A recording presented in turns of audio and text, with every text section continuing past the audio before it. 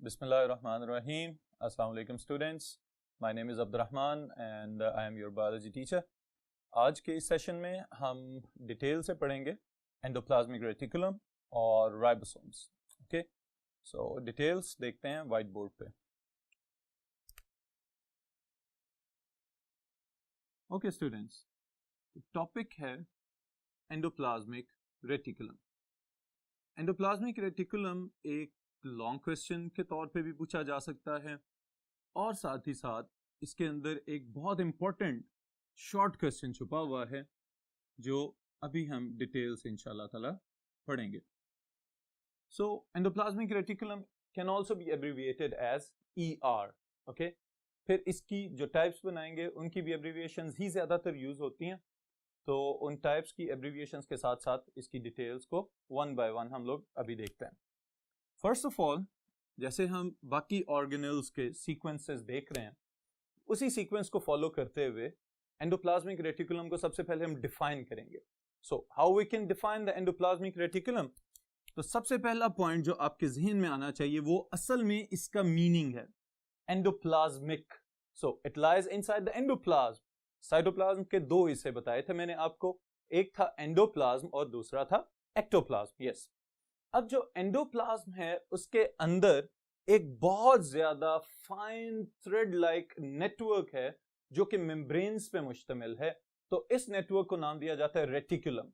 Okay, सो वो network जो endoplasm के अंदर बिखरा पड़ा हुआ है, that is known as endoplasmic reticulum. Okay, इसको डिफाइन करते हैं हम 3 पॉइंट्स में यहां पे आपके सामने लिखने लगा हूं. First of all, it is a network of channels. okay, channels नालियां, छोटे छोटे रास्ते जो कि मेम्ब्रेन्स के बने हुए हैं एंडोप्लाज्मिक रेटिकुलम के अंदर. फिर उसके बाद जो दूसरा पॉइंट यहां पे हम ऐड करेंगे वो क्या है कि कनेक्टेड और अटैच्ड, जुड़े होते हैं आमतौर पे with outer membrane of nuclear envelope. अब जो न्यूक्लियस की अपनी बाहर वाली मेम्ब्रेन है वो डबल मेम्ब्रेन होती है. ओके, इसलिए हम उसको कहते हैं न्यूक्लियर एनवेलप. वो एक कॉम्प्लेक्स स्ट्रक्चर है, एक बैरूनी तह होती है और एक अंदर वाली साइड पे होती है. तो ये जो एंडोप्लाज्मिक रेटिकुलम है ये उस न्यूक्लियस की बाहर वाली लेयर के साथ कनेक्टेड फॉर्म में नजर आता है. अभी हमने कहा endoplasmic, so it will be present in the core of the cell. और कोर ऑफ द सेल को लोकेट हम किस तरह से करते हैं? न्यूक्लियस की प्रेजेंस से. ओके, थर्ड पॉइंट इसमें हम ऐड करते हैं एक और वो क्या है? Often continuous with plasma membrane. अब ऐसा भी पॉसिबल है कि एंडोप्लाज्मिक रेटिकुलम के जो नेटवर्क है, जो चैनल्स हैं, इसके जो नालियां हैं, वो स्टार्ट तो हो रही हैं न्यूक्लियर एनवेलप से और जाके खत्म हो प्लाज्मा मेम्ब्रेन के साथ. ये भी पॉसिबिलिटी मौजूद है. इस वजह से ये एक नेटवर्क ऑफ चैनल्स है that can connect the nuclear envelope with the plasma membrane. Alright students, अब इसके अंदर एक दो बड़ी इंपॉर्टेंट बातें कि ये इतना बड़ा नेटवर्क अगर एंडोप्लाज्म और साइटोप्लाज्म के पोर्शन में मौजूद है तो इसके क्या क्या फंक्शंस हैं. ओके, ये कर क्या रहा है और खुद किस चीज का बना हुआ है. तो इसकी डिटेल में, इसके फंक्शंस की डिटेल में जाने से पहले आपको एक स्ट्रक्चर का पता होना चाहिए और वो स्ट्रक्चर क्या है? That is cisternae. So students, who can define cisternae? ये आप लोगों ने अपने प्रीवियस क्लासेस में पढ़ी हुई है, तो इस वजह से मैं एक्सपेक्ट कर रहा हूं कि इसका आपको पता होना चाहिए. Cisternae, we can define it as the spherical or tubular membranes of endoplasmic reticulum. Okay, tubular tubes की तरह की, स्फेरिकल गोल गोल हो सकती हैं. ओके, ट्यूबुलर आमतौर पे हम टर्म यूज करते हैं कि जो चीज नाली की तरह की नजर आए और अंदर से खाली हो. ओके, और स्फेरिकल जो गोल गोल होते हैं, और इसको भी हम देखते हैं कि किस तरह से ये हमें नजर आता है. अब ये जो इसको हमने सिस्टर्नी को डिफाइन किया है, बाज़ औक़ात स्टूडेंट्स एक और टर्म के साथ इसको कंफ्यूज कर जाते हैं. और वो टर्म है क्रिस्टी। ऑलराइट, क्रिस्टी चूंकि हमारे इस टॉपिक का हिस्सा नहीं है, लेकिन मैं आपको सिर्फ ये बता रहा हूं कि अगर कंफ्यूजन आए तो just keep in your mind, cristae is what? It is the infolded membrane of the mitochondria. Okay, वो माइटोकॉन्ड्रिया की मेम्ब्रेन्स हैं जो अंदर वाली साइड पे इनफोल्डिंग्स बना रही होती हैं, लेकिन यहां पे हम सिर्फ और सिर्फ सिस्टर्नी की बात कर रहे हैं। These are the membranes of endoplasmic reticulum. Yes, अब all these membranes they are made up of what? तो इसके लिए आई थिंक सो कि अब हमें बहुत ज्यादा सोचने की जरूरत नहीं है। हमने दो चीजें पढ़ी हुई हैं, यूनिट मेम्ब्रेन मॉडल पढ़ा था एक, और एक पढ़ा था फ्लूइड मोज़ेक मॉडल। ओके, ये जो दोनों मॉडल्स हैं उनमें एक चीज ये कॉमन थी कि all the membranes are same in their chemical and structural composition. Okay, तो वो जो केमिकल कंपोजिशन यहां पे भी सेम बात रिपीट होगी, phospholipids and they are in the form of bilayer. Okay, these are made up of phospholipids and proteins, और phospholipids जो हैं उन्होंने यहाँ पे दो लेयर्स बनाई हुई हैं। इसकी केमिकल कंपोजिशन और स्ट्रक्चरल कंपोजिशन के लिहाज से ये एक पॉइंट आपने अपने माइंड में रखना है।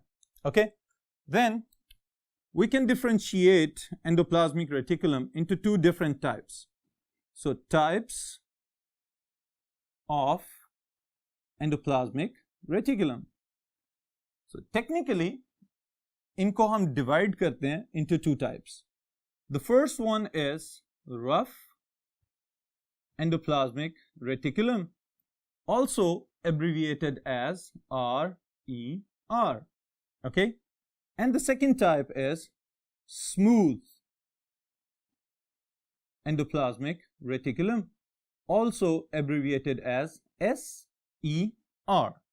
So rough endoplasmic reticulum and smooth endoplasmic reticulum, these are the two different types of endoplasmic reticulum.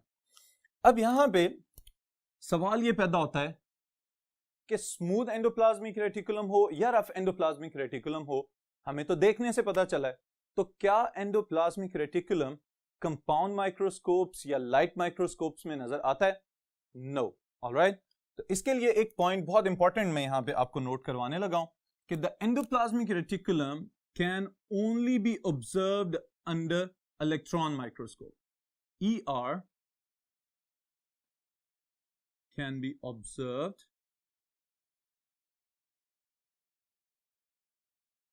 under electron microscope. Fine network of channels and it is only visible under electron microscope. इसको आप आम compound microscopes के साथ नहीं देख सकते। Even के अगर हम इसको स्टेन करने की भी कोशिश करें तो इनकी विजिबिलिटी इतनी ज्यादा प्रोमिनेंट नहीं होती। तो that's why we can say that it is an electron microscopic organelle. Okay students, फिर हम टाइप्स की बात करने लगे one by one. So the first one is rough endoplasmic reticulum. अब इन दोनों का डिफरेंस है और यहीं से हमारे शॉर्ट क्वेश्चन का आगाज होता है कि what is the difference between rough endoplasmic reticulum and smooth endoplasmic reticulum. पहले रफ एंडोप्लाज्मिक रेटिकुलम को पॉइंट्स में मैं आपके लिए एक्सप्लेन करने लगा हूं, फिर उसके बाद इसको कंपेयर करेंगे हम स्मूथ एंडोप्लाज्मिक रेटिकुलम के साथ। रफ एंडोप्लाज्मिक रेटिकुलम, उसके नाम से पता चल रहा है, सबसे पहला पॉइंट यही होगा, it has a rough texture. खुरदरा होता है ये सतह से, इसके ऊपर छोटे छोटे छोटे छोटे ग्रैन्यूल्स नजर आते हैं, हमें छोटे छोटे दाने नजर आ रहे होते हैं, तो इस वजह से इसको हम बोलते हैं कि ये रफ है। Okay, it is also known as granular endoplasmic reticulum. और ये ग्रैन्युलर या रफ टेक्सचर दे कौन रहा है इसको? Attached ribosomes. जो राइबोसोम्स इसके साथ जुड़े हुए हैं इसकी सतह के ऊपर, उन राइबोसोम्स की वजह से ये हमें रफ नजर आ रहा है या ग्रैन्युलर नजर आ रहा है, तो इस वजह से हमने इनके ये नाम रख दिए। अब राइबोसोम्स क्या कर रहे हैं? यहां पे वो एक स्पेसिफिक फंक्शन परफॉर्म कर रहे हैं और फंक्शन उनका हमेशा से एक ही है जो कि बहुत मशहूर है। सेल के अंदर ribosomes are known as the protein factories. Okay, कोई भी और ऑर्गेनल यहां पे साइटोप्लाज्म के अंदर या न्यूक्लियोप्लाज्म के अंदर ये वाला फंक्शन परफॉर्म नहीं करता, but ribosomes are responsible for this. तो इस वजह से the most important function of the rough endoplasmic reticulum is protein synthesis. All right, students. So the protein synthesis is one of the most important functions of rough endoplasmic reticulum. Here, when the proteins are synthesized on the surface of the endoplasmic reticulum, they are pushed down into the lumen of the endoplasmic reticulum.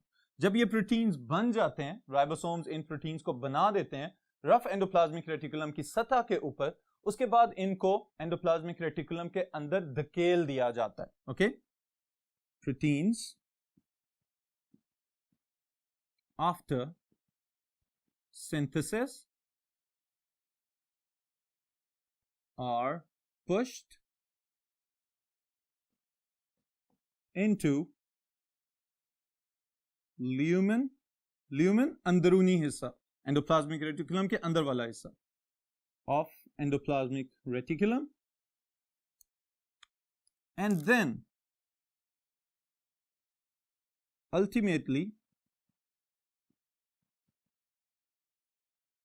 sent to another organelle जिसको हम further details में देखेंगे, Golgi apparatus. Golgi apparatus फिर इन proteins को modify कर देता है कि इन प्रोटीन्स से जो फाइनल या एंड प्रोडक्ट्स बनाने हैं वो क्या क्या हैं. अगर एंजाइम्स बनाने हैं एंजाइम्स बनाए जाएंगे, अगर इनके हार्मोन्स बनाने हैं हार्मोन्स बनाए जाएंगे, अगर इनको किसी स्ट्रक्चरल प्रोटीन का जो है वो शक्ल देनी है, स्ट्रक्चरल प्रोटीन की शक्ल बनानी है, तो इनको उस फाइनल फॉर्म में कन्वर्ट किया जाएगा और फिर उसके बाद इनको इनकी डेस्टिनेशन की तरफ ट्रांसपोर्ट कर दिया जाएगा. Alright students, so this was about the rough endoplasmic reticulum. फिर रफ एंडोप्लाज्मिक रेटिकुलम और स्मूथ एंडोप्लाज्मिक रेटिकुलम का एक कॉमन फंक्शन है, and that is about the mechanical support to the cell. अब नेटवर्क है और बहुत सारी ट्यूब्स हैं जो कि न्यूक्लियस से लेके प्लाज्मा मेम्ब्रेन तक पहुंची हुई हैं, तो इस वजह से ये भी पॉसिबल है कि ये एक ढांचे का काम करना शुरू हो जाए सेल के अंदर. इवन के सेल के पास उसका अपना साइटोस्केलेटन मौजूद है, लेकिन यहां पे ये वाला जो पोर्शन है एंडोप्लाज्मिक रेटिकुलम जो ऑर्गेनेल है, ये भी पॉसिबल है कि सेल को सपोर्ट करना शुरू करे उसकी शेप को मेंटेन करने के लिहाज से. Alright students, so this was about the common function of smooth and rough. Okay, so mechanical support दोनों का कॉमन फंक्शन है. रफ एंडोप्लाज्मिक रेटिकुलम के बाद जो सेकंड टाइप हमारे पास मौजूद है that is smooth endoplasmic reticulum. Okay, smooth endoplasmic reticulum जो है ये बहुत ज्यादा डाइवर्स फंक्शंस परफॉर्म कर रहा है. Structurally it is also made up of phospholipid bilayer, लेकिन इसके फंक्शंस बहुत ज्यादा मुख्तलिफ इकसाम के हैं, तो इस वजह से इनको वन बाय वन हम अब डिटेल से देखते हैं. Smooth endoplasmic reticulum, okay, also abbreviated as SER. So the first function, सबसे पहला काम कंपेयर कर लें जरा रफ एंडोप्लाज्मिक रेटिकुलम के लिहाज से. वहां पे प्रोटीन सिंथेसिस फंक्शन था, यहां पे क्या होगा? This is lipid metabolism.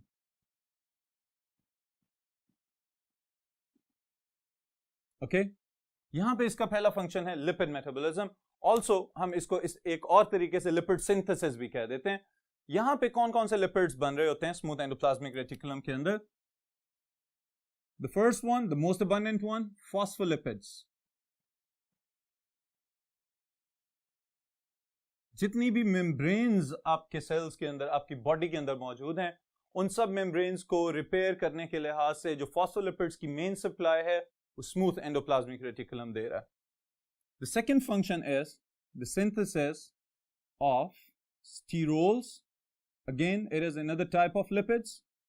And the third function is synthesis of some hormones. और hormones की nature भी steroid hormones. Okay? For example, testosterone. Testosterone, it is a male hormone और chemical nature के लिहाज से it is a steroid hormone. तो इस वजह से हम कहते हैं कि it is synthesized by smooth endoplasmic reticulum. Yes. Okay. So next function, structural comparison smooth और rough का, तो हम यहाँ पे एक point add कर सकते हैं कि this is without ribosomes. इसके पास कोई भी attached ribosomes नहीं है. Then there is another function and very important function. Okay. अब इस function के लिहाज से एक point और मैं यहाँ पे add up करने लगा हूं आपके लिए, और वो क्या है कि why the smooth endoplasmic reticulum is more abundant in the liver cells. Okay? तो उसका जवाब आपको इसी पॉइंट के अंदर मिल जाएगा, और वो क्या है? Detoxification of harmful chemicals.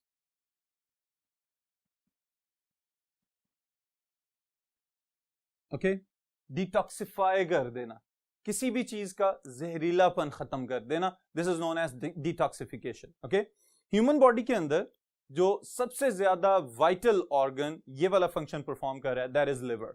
और लिवर सेल्स के अंदर एंडोप्लाज्मिक रेटिकुलम की अमाउंट, इसकी क्वांटिटी, इसकी मिकदार बाकी सेल्स की निस्बत ज्यादा होती है. ओके, और ज्यादा क्यों हो रही है? क्योंकि आपका लिवर आपकी ओवरऑल बॉडी के अंदर जितने भी जो हार्मफुल सब्सटेंसेस एंटर होते हैं उनको डिटॉक्सिफाई करता है. तो सेल के अंदर ये वाला जो स्मूथ एंडोप्लाज्मिक रेटिकुलम है, it is performing the same function.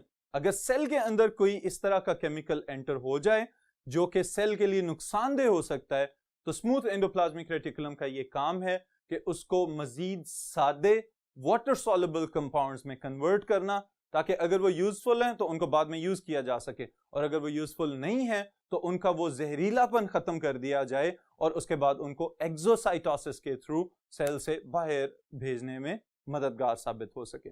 Alright students, so this is detoxification of different chemicals.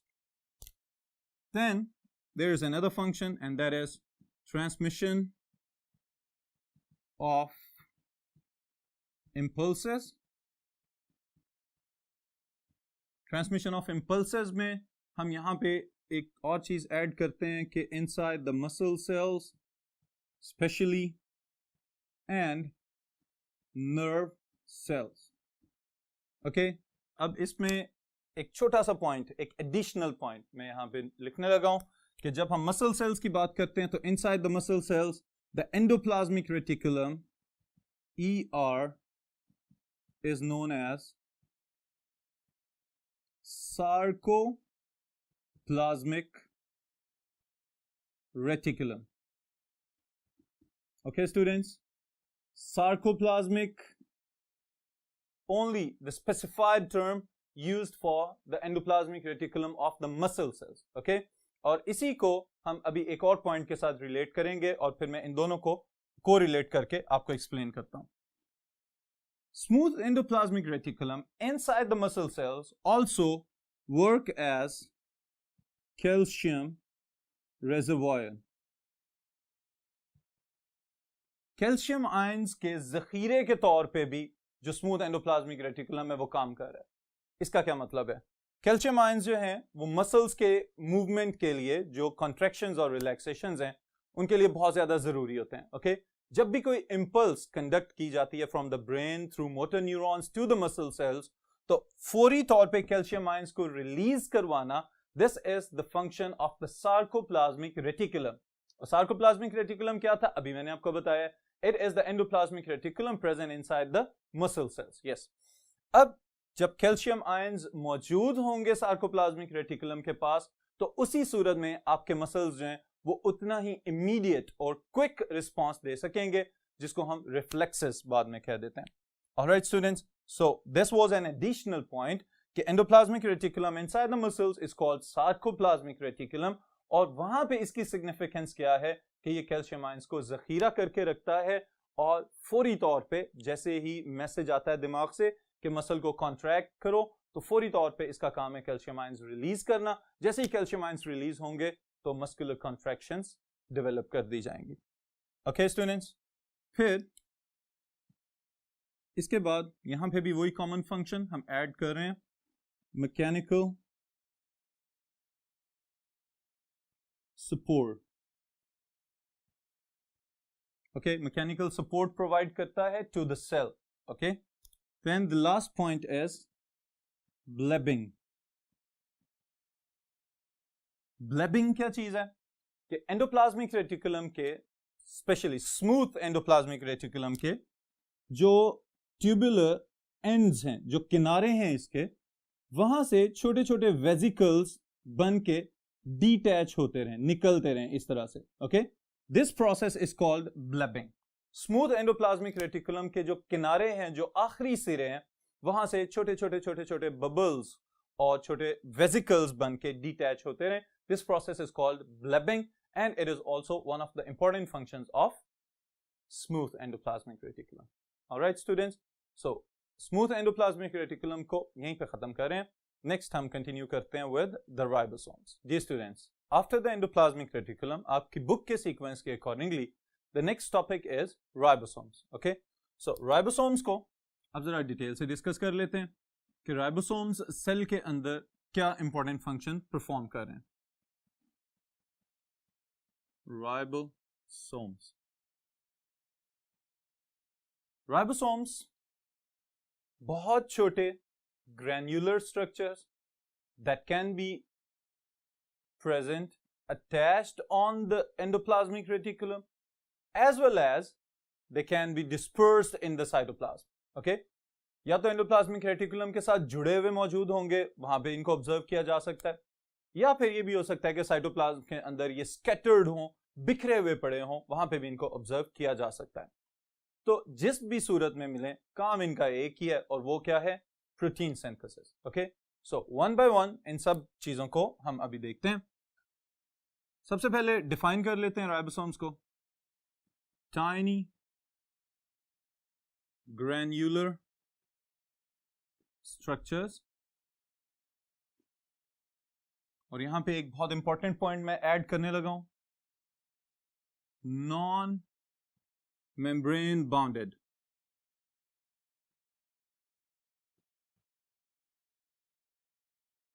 Okay, इनके ऊपर कोई भी मेम्ब्रेन मौजूद नहीं होती.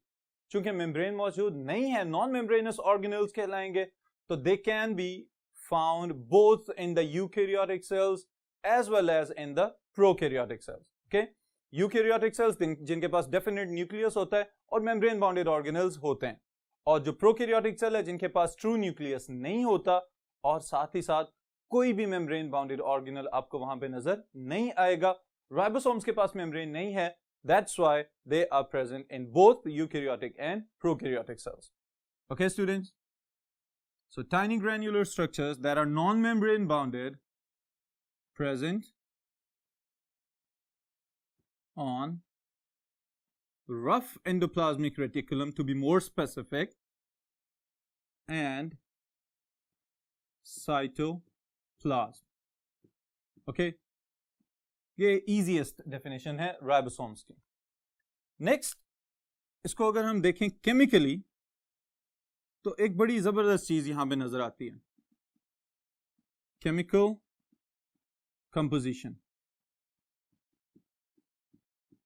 These organelles of the eukaryotic as well as the prokaryotic cells, they are made up of proteins and nucleic acids. Okay, जितने भी membrane bounded organelles हैं, जैसे endoplasmic reticulum हमने देखा है या बाकी organelles study करेंगे, membranes हैं तो phospholipids और proteins के बने होते हैं. Okay, but ribosomes, they are made up of proteins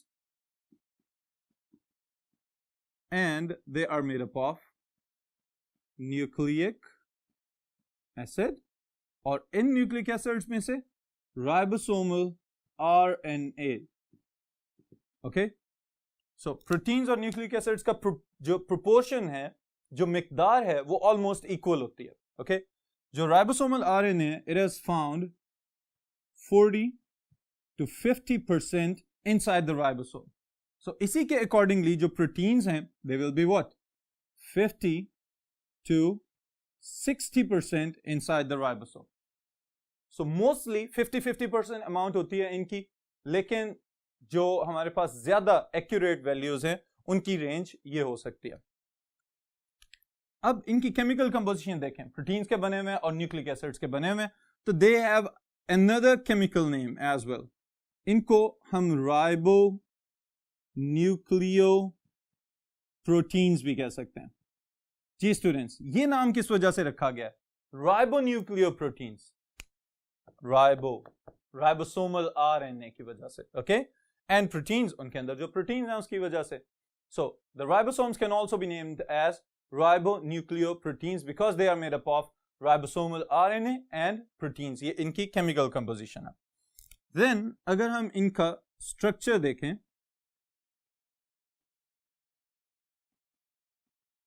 तो स्ट्रक्चर के पॉइंट ऑफ व्यू से दो बातें हमने याद रखनी है। पहले तो इनकी अपनी जो अलग-अलग साख्तें इनके अंदर मौजूद हैं, और फिर एक छोटा सा कंपैरिजन है यूकैरियोटिक और प्रोकैरियोटिक राइबोसोम का। ओके, तो ये दोनों पॉइंट स्ट्रक्चर के अंदर ऐड कर रहा हूं मैं। The first one is normally the ribosomes are made up of 2 subunits, a smaller subunit and a larger subunit. Okay students, normally कोई भी ribosome, whether it is eukaryotic ribosome or it is a prokaryotic ribosome, it is made up of 2 subunits. ये 2 subunits पे मुश्तमिल है, एक छोटा हिस्सा है और एक उसका बड़ा हिस्सा है। इन दोनों का कंपैरिजन हम देखते हैं यहां पे यूकैरियोटिक और प्रोकैरियोटिक राइबोसोम्स को कंपेयर करके। Eukaryotic ribosome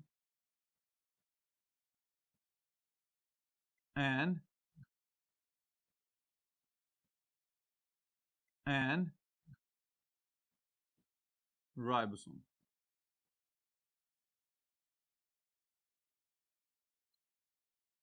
ji students, eukaryotic present in the eukaryotic cells, prokaryotic present in the prokaryotic cells. लेकिन जो डिफरेंस है इन दोनों का, यहां पे मेम्ब्रेन्स का होना या ना होना इससे कोई फर्क नहीं पड़ता। इनको डिफरेंशिएट किसी और बुनियाद पे किया जा रहा है। ओके, तो किस बुनियाद पे इनको डिफरेंशिएट किया जा रहा है? पहले मैं स्मॉलर सब यूनिट लिखने लगा हूं, SSU, okay, smaller subunit.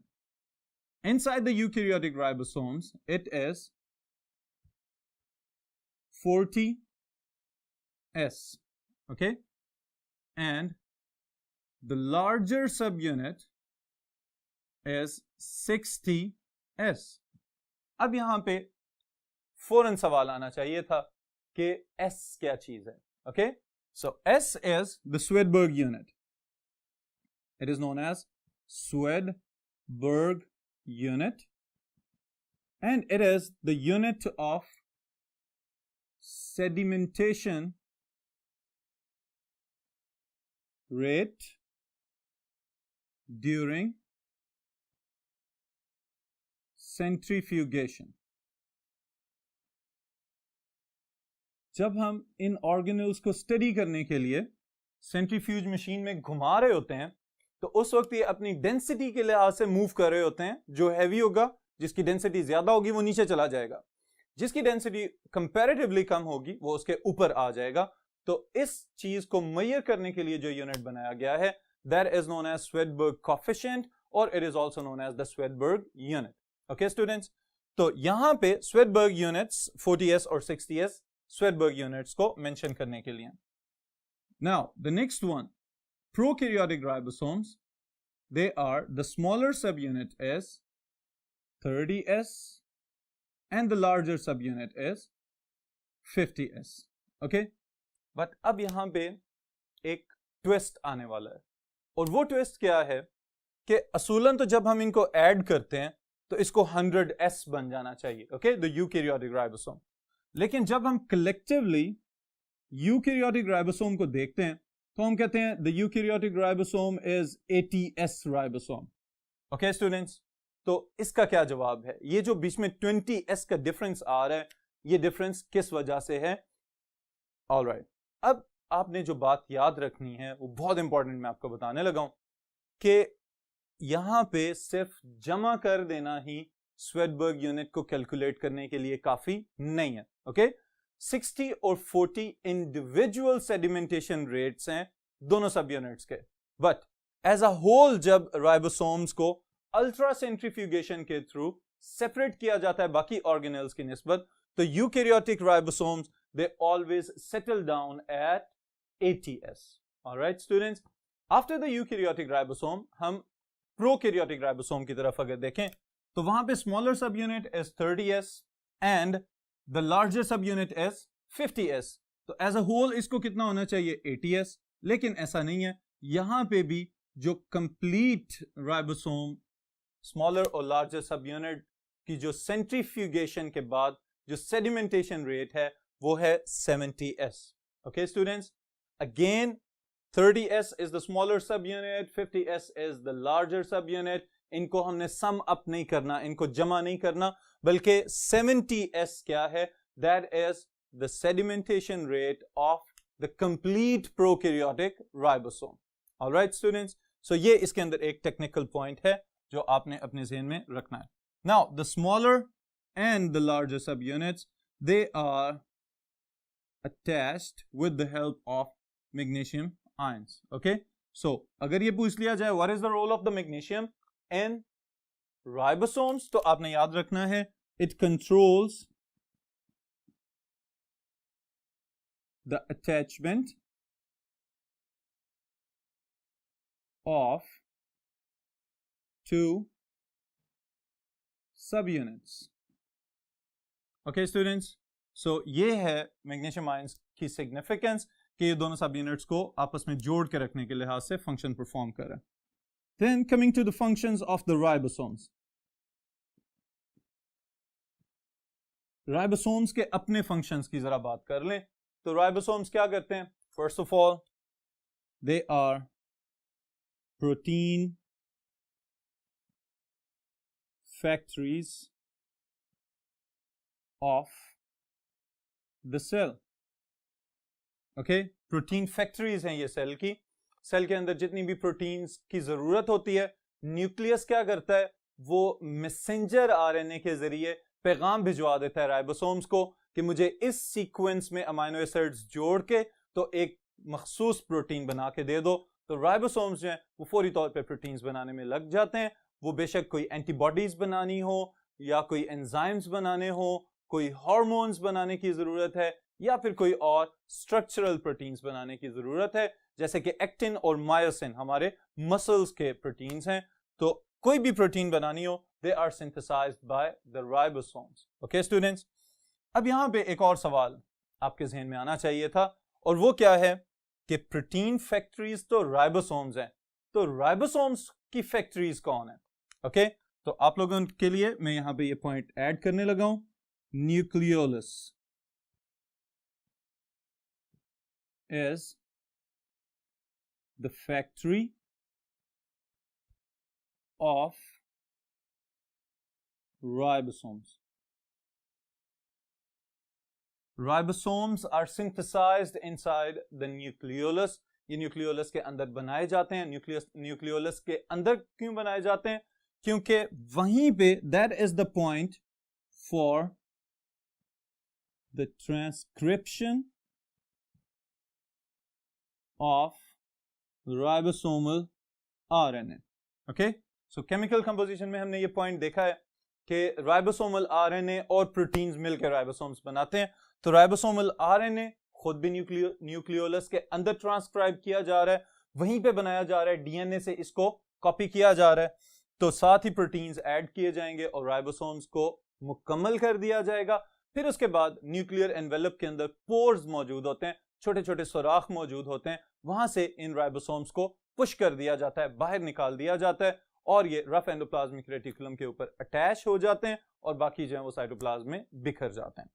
उसके बाद स्टूडेंट्स एक शॉर्ट क्वेश्चन है और इंपॉर्टेंट शॉर्ट क्वेश्चन है, what are पोलिसोम्स?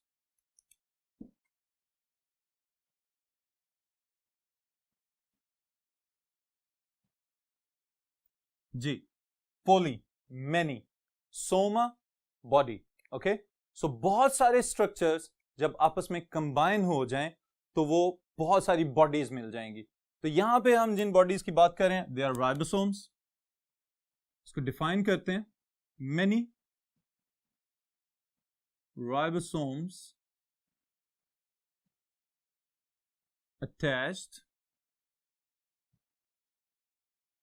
to one strand of messenger RNA